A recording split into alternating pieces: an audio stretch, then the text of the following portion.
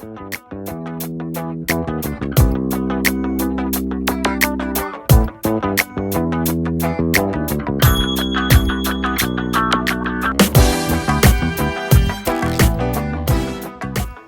everyone, and welcome to another episode of Nathan Talks. This is going to be a continuation of a previous talk that I gave a couple of weeks ago relating to the coronavirus, the COVID-19 virus. And in that particular talk, I talked and shared about my insights on Psalm 91, what I call the 911 of the Bible. Call 911, at least in America. If there is an emergency and you need emergency services, you dial 911 on your telephone. And so Psalm 91 verse 1 and the rest of the chapter really covers some wonderful promises that Elohim gave to his people, to his saints, those that diligently hearken unto his voice and keep his commandments. He promised that the diseases and the plagues of Egypt would not come on his people. And that promise is from Exodus 15:26. So now it's been a couple weeks since I made that video, and I'd like to give you a quick update. I'm going to try to make this as quick as possible because I know people generally don't listen to long videos. Life is busy, and the shorter the video, the more likely the message is to go out and be listened to by many more people. So I've been kind of a watchman on the wall, and I want to give you I've been watching and praying and wait till I believe that Yah has something he wants to share with his people, that he wants me to give insights that I've received, and to kind of give you my sense, my prophetic take on what is happening with regard to this virus, this pandemic. You know, there's a lot of uncertainty going on in many people's minds. I'm in America. The area where I live hasn't been hit too hard, but everywhere has been hit. People are dying. People are getting sick. Some areas are worse than others. Some countries are being hit worse than other countries. And of course, all of us, or many of us, are asking, when does it come to a theater near me? Is this going to come, if it does, to my state, my province, my region, to my city, to my neighborhood, to my family? And these are questions we all are probably asking ourselves. And what can I do to protect myself from that? Well, we went over what we can do to protect ourselves, both physically and spiritually, in the previous video. But today I want to talk more about the prophetic spiritual implications of the coronavirus COVID-19 plague, which started in Wuhan, China, and is now spread across the world and is taken off like wildfire in certain areas. So with the current viral plague sweeping across the nation, I see Yehovah judging many of the false gods and idols that the ungodly heathen have placed their faith in, and including the mainstream church. I especially see this occurring in the United States where I live, but I think many of the things that I'm observing in the United States are broadly applicable in many other countries as well, especially Western traditional Christian type nations. I believe this is a wake-up call to many people, and Elohim is shaking the nations, and this is just one of many things, but this is the latest in a string of events that has been going on. And this particular event has literally affecting the whole world. I don't want to make too much of it, but at the same time, we need to have our hearts and our minds and our eyes opened in light of end times biblical prophecy. First of all, pardon me. First of all, I'd like to talk about what the gods of the nations that I see are being judged. You know, when Elohim brought his people, the Israelites, out of the land of Egypt, he judged the gods of Egypt. There were 10 plagues that fell upon Egypt, and each of those plagues was a direct judgment against one of the gods that the people of Egypt placed their confidence in instead of the one true Yehovah Elohim, the God of Abraham, Isaac, and Jacob. And this is Egypt is a picture of of the world prophetically. It's a picture of the world biblically, prophetically. And Pharaoh is a picture of Satan, the god of this world. And many people, including me, believe that there's going to be a second Exodus, a time when Elohim is going to bring his people out of Egypt. Whatever that means, that's a whole other discussion. But we are now to be coming out of the Babylon the Great, the Egypt, end times Egypt. Revelation 18 verse 4 talks about that, and he says in verse 4 of that chapter, to come out of her, my people. And so here we are. How can we come out of spiritual Babylon? Well, first of all, I don't have all the answers to that question. We certainly need to come out of spiritual Babylon, a mixture of good and evil that we find in the world and even in the mainstream Christian church. It's a mixture of good and evil. To keep the good but let go of the evil. And this is what many people are doing, is they are coming back to a more Hebraic, biblically centered focus and lifestyle and belief system, as they are embracing more of the biblical truth, getting back to the bedrock of biblical truth and letting go of the ungodly traditions of men and the ungodly doctrines and the unbiblical doctrines, that many of them, not everything, but many, that are found in the Christian church. And again, we've talked about that many times. That's a whole another discussion. We won't tag that base at this time. But here are the gods of the nations that I feel, and many of these gods are also gods and idols of the saints. Unfortunately, we live in this world, and though Yeshua told us that we are to be in the world, not of the world, too many of us are still of the world. So the first of all, and I don't know that these are in any priority of importance, but I'll put this one at the top. This is the god of medical science and pharmaceutical drugs. Many people have faith in drugs, in doctors, and in modern medicine, and in vaccines, and things like this, instead of trusting in Elohim. And I say people, I'm talking about the world in general, but I'm also talking about the saints of the Most High. So many people feel that they can live their lives any way they want, eat whatever they want, practice immoral, unethical sexual practices and other lifestyle practices, and whether that's and disregard their health, psychological, emotional, societal, and spiritual consequences of their bad actions. Then they figure that modern science will have a pill, have a cure, have a treatment, have a protocol, have a vaccine for whatever I do, and regardless of whether it's good or bad, I can just live my life however I want, and I can go to the doctor, go to the hospital, go to the emergency room, whatever, and there will be a cure for it. Well, unfortunately, there isn't a cure, there isn't a pill, there isn't a treatment, there isn't a protocol for the COVID-19 coronavirus yet, and it may be maybe months before one comes out. We don't know. So there are no medical cures. Even though people are looking for medical cures, there are none. So I see this as a judgment against the God of medical science, who does not have the answer to this problem. People are going to have to be forced to look up to the Elohim, the Yehovah Rapha, the God who is our healer, for cures, or just live a hopeless life waiting until medical science comes up with a cure. Another God that I see being judged is the God of Mammon, the God of money, especially here in the West, especially in the United States, where our lifestyles have been so extravagant and rich, where most of us live beyond our means. We don't save money. We spend more than we take in. We have debt. We have money, charge cards, and we just buy whatever we want whenever we want. And this has been going on in the United States and many other Western countries to one degree or another since World War II, the end of World War II. We've lived in a long time of prosperity. Yes, there's been some economic ups and downs, but by and large, we haven't seen starvation and privation and depression, in the last 75 years or so, since the end of World War II. So I see the golden calf, or the golden bull. There's actually outside of Wall Street in New York City. I've been there. I've stood next to it. There's this giant golden.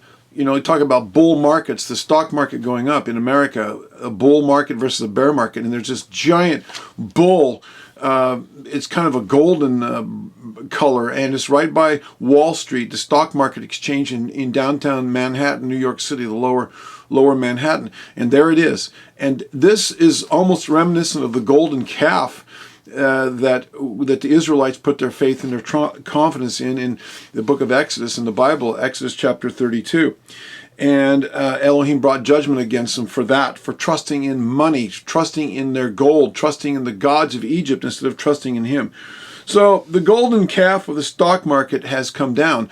The stock market was up around 30,000, and it has dropped about 1/3 down to about roughly 20,000 in the last couple of weeks or so. I mean, all the gains that have been made by many people in the stock market over the last number of years have all been erased almost overnight. And it's not only the stock market, but most other paper assets as well. This is a God that people put a lot of faith and confidence in. If I can just put money in the stock market, I can live securely, and I can live however I want, and my lifestyle will not be impinged upon in any way. Well, that God, that idol, has come down and is coming down, is now affecting a lot of businesses and a lot of people, their bank accounts and so forth. Another God that I see is a God of food and gluttony. In America, I think more than 50% of the people are obese, overweight, and many more beyond that are grossly obese and overweight. It's very sad. It's very sick because we eat too much. We live lifestyles that are not conducive to good health, and many of us are overweight and obese. So we see in America the closing of many restaurants is a judgment against the God of food and gluttony, resulting in unhealthy diets, sickness, and obesity. A lot of people don't even know how to cook. They have these wonderful kitchens in their houses, and yet many people don't even know how to cook. They go out to eat, or they get packaged food, prepared food, and they throw it in the microwave or whatever, and they don't even know how to cook anymore. And they just go out and they eat all this unhealthy food in restaurants, and in most restaurants, the food is very, very toxic and unhealthy, and people are paying the price for it. So the food of gluttony or the idol of gluttony and food. How about the god of alcoholism? In the United States, most of the bars and in many states, even liquor stores have been closed. So many people go out to bars to imbibe with their friends and at the social hour and other times, and to drink alcohol. And I'm not against drinking alcohol, but I'm against drunkenness, which is a sin in the Bible, and something that is evil and has caused a lot of devastation in the lives of many, many, many people. So the god of alcoholism and overconsumption of alcohol. How about the gods of sports and entertainment? Oh, there's so many people, they do their work, they work their jobs, and then when they come home and they watch sports, especially men, and they watch sports on the weekend, and when they retire, they're going to games and they watch sports, and they're out doing that kind of thing. Well, almost all sporting events have been canceled, including television sports. Not only that, this sports and entertainment, the movie theaters and the theme parks and the other places, arcades where there's video games have been shut down. We have a big one in our town, which has all kinds of video games. There's just, the parking lot is always full of people, young people especially, going in there and playing, and the bowling alleys and all this where people go.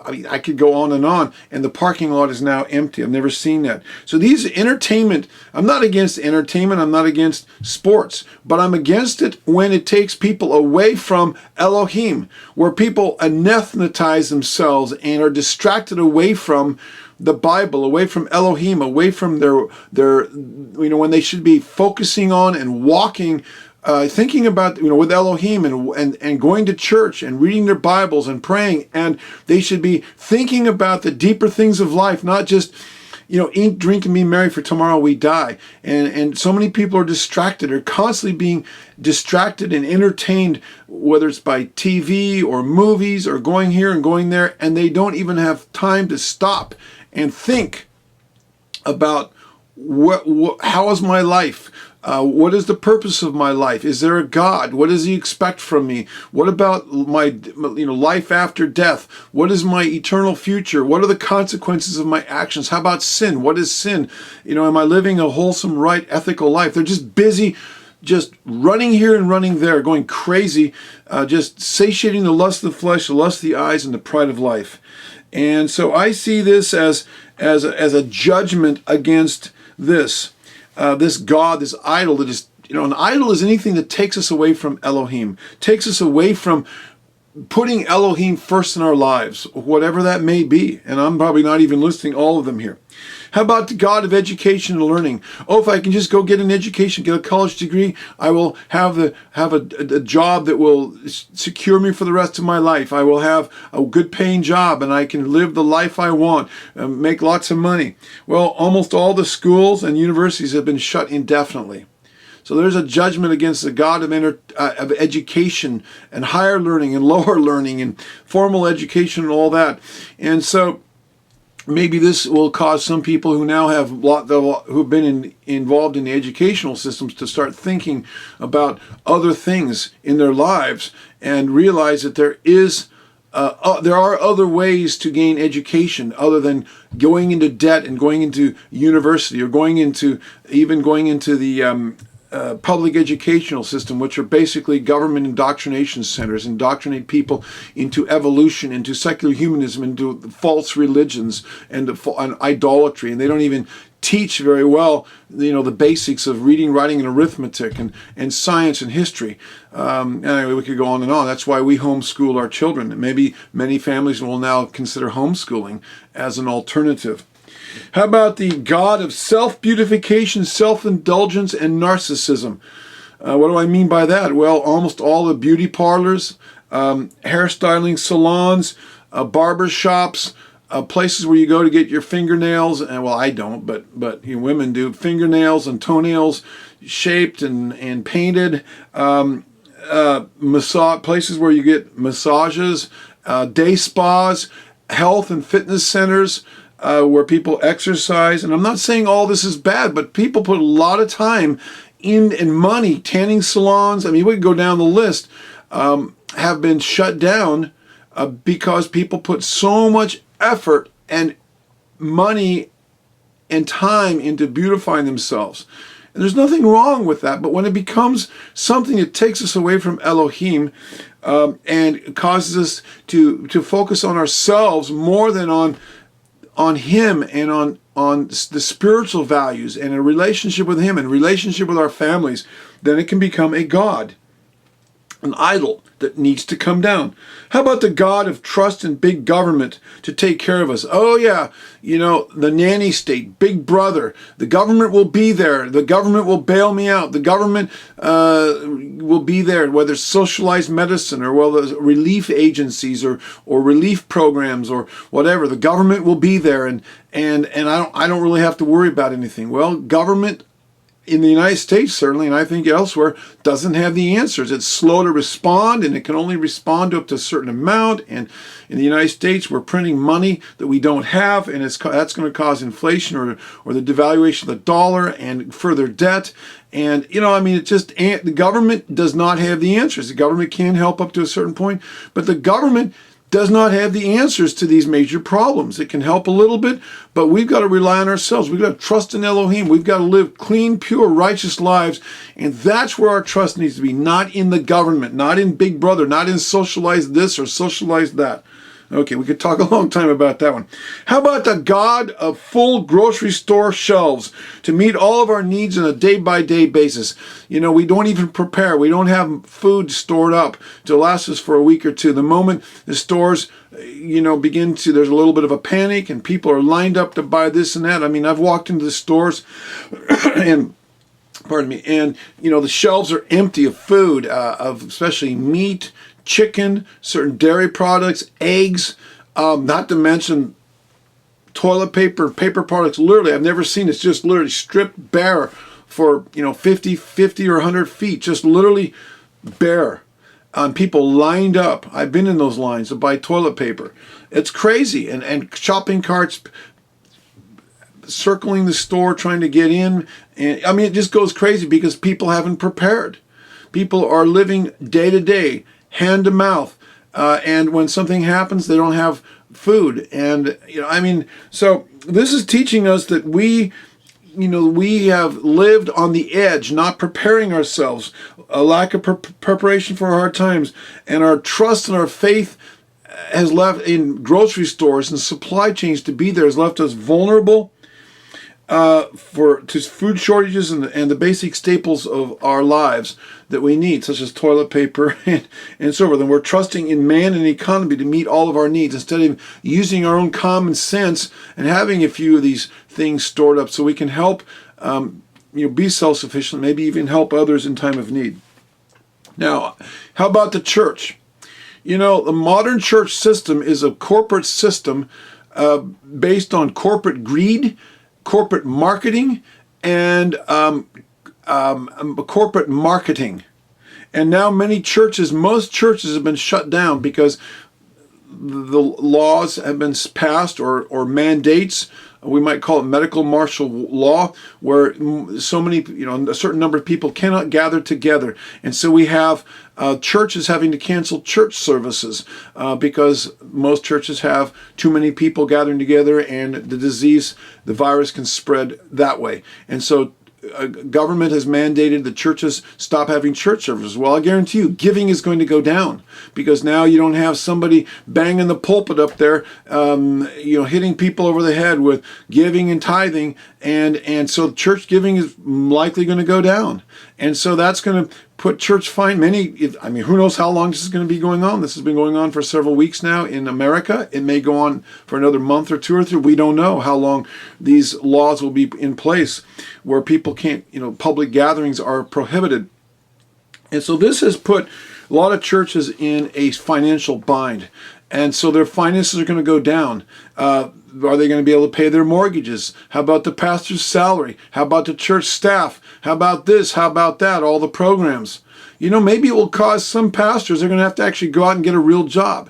Maybe they're going to actually have to trust Elohim instead of for people to give into their church, instead of using corporate marketing and merchandising the anointing and beating people over the head to give. And all of that. I was a pastor. I was a head pastor of a church for 18 years. My wife and I started a church. And I tell you, I wasn't able to live off the giving in the church. And we didn't bang people. We didn't over the head for giving. We didn't pass the offering plate.